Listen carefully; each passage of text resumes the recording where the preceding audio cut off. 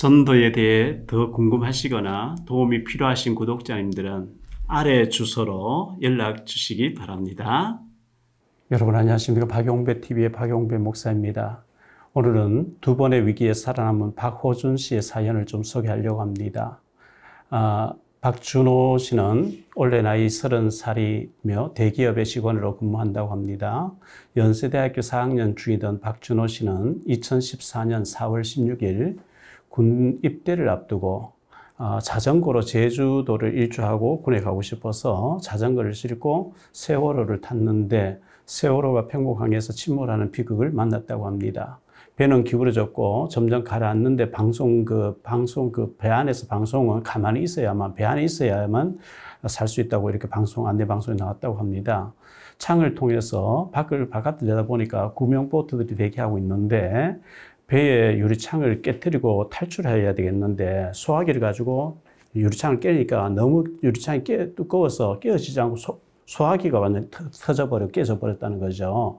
그래서 후레쉬 랜턴을 가지고 바깥을 비추니까 바깥에서 해경들이 와서 망치로 유리창을 깨워줬다고 합니다. 그런데 기울어져 있는 가운데 할머니가 겁에 질려서 이렇게 고통스러워하는 할머니 구명조끼를 입혀서 먼저 뛰어내리도록 도와주고 난 뒤에 자신도 뛰어내려서 죽음의 위기에서 살아났다고 합니다. 세월호는 476명이 타고 있었는데 304명이 돌아오지 못하는 참사를 당했었죠. 온 국민의 그 슬픔이었고 비극이었습니다. 세월호의 피해자는 병력 특혜를 받을 수 있어서 군대를 안 갈 수도 있었지만 편하게 지내며 아픈 사람으로 분류되는 게 싫어서 육군 제1보병사단 수색대대에 자원하여 최전방부대로 갔다고 합니다. 그래서 군대에서 관심병이 되는 거 취급받는 거 싫어가지고 다른 병사 똑같이 생활하면서 수색부대에서 수색을 하고 있었는데 어느 날 아침 일찍 이제 비무장지대에 안개가 자욱하게 끼어 있는데 8명이 한 팀이 돼서 평소처럼 DMZ 비무장지대를 군사분계선 철조망지대를 점검하면서 이렇게 지나갔다고 합니다. 그런데 북한에서 매설해 놓은 지뢰가 터지면서 1차 폭발이 있었고 또 2차 폭발 또 있었다 합니다. 온몸이 튕겨져 순식간에 나자빠지면서 정신을 잃고 기절을 하기도 했다고 합니다. 같이 수색하던 하재현 하사는 2다리를 잃었고 김정원 하사는 한쪽 다리를 잃었다고 합니다. 후송차에 누운 두 하사, 한 사람은 2다리를 잃고 한 사람은 한 다리를 잃었잖아요. 무서울 만큼 조용하게 눈을 감고 가만히 있더라는 거죠. 그 상병인 박준호 씨가 야, 이 새끼들아, 이 새끼야 정신 차려 하면서 눈을 뜨라고 그냥 있으면 죽는다고 막 소리 지르니까 눈 감고 죽은 듯이 가만히 있던 하사가 조용해라. 아프다. 이 한마디를 딱 하더랍니다.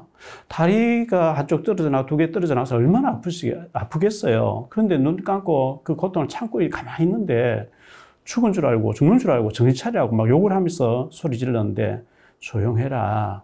아프다. 이렇게 얘기하더라는 거죠. 어쨌든 그런 과정을 거쳐서 이제 이 박준호 씨는 군대에서 제대를 하게 됐고 그러니까 그 2번씩이나 그 죽음의 위기를 넘겼잖아요. 세월호에서 뛰어내려서 살았는데 그 트라우마를 실어서 군대 가서 열심히 이제 수색부대에서 근무를 서고 상병이 됐는데 또 지뢰가 터져가지고 기절을 하고 이렇게 2번의 그 죽음의 위기를 거치고 난 뒤에 연세대학교 3학년 복학을 했다는 거예요.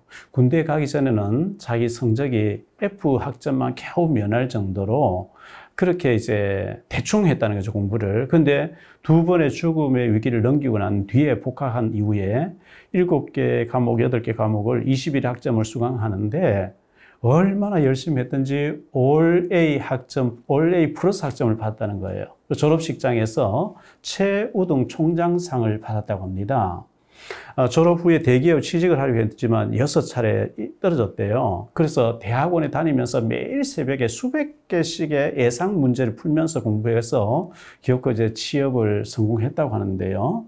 박준호 씨는 말했습니다. 많은 사람들이 다 어려움을 겪으며 살고 있습니다. 많은 사람들이 상처와 좌절 속에서 스스로 만든 지옥 같은 삶을 살고 있다는 거예요. 그런데 그 지옥 같은 삶을 살면서 버티는 힘은 결국 자기 자신에 대한 사랑과 고마움에서 나온다고 얘기를 하더라고요. 두 번씩이나 위기를 겪고도 건강하고 밝게 그리고 멋있게 살고 계신 박준호 씨를 사랑하고 응원하고 축복합니다. 군대 가기 전에 학점을 F만 겨우 면할 정도로 대충대충 했던 이 분이 죽음의 위기를 넘기고 난 뒤에는 얼마나 성실하게 정말 열심히 공부도 열심히 삶을 살았던지 전 과목 올 A 학점을 받을 수 있겠습니까? 총장상을 받을 수 있겠습니까? 그리고 좋은 대기업에 취직해서 지금도 잘 멋있게 살고 있다는 것이 신문 2페이지에 난 것을 보았습니다. 그래서 너무나 멋지게 살고 있는 분, 그리고 신문 2페이지에 난 것을 보면서 그런 아픔을 겪고도 트라우마에 전혀 걸리지 않고 밝게 살면서 자기 자신을 사랑하고 자신을 추스리면서 멋지게 살고 있는 박준호 씨의 기사를 보면서 응원을 보내고, 여러분 절망 중에 있습니까? 힘내십시오. 우리에게는 하나님 계시잖아요. 특히 개척교회 미자립교회 목사님들 사모님 힘내시기를 바라고요.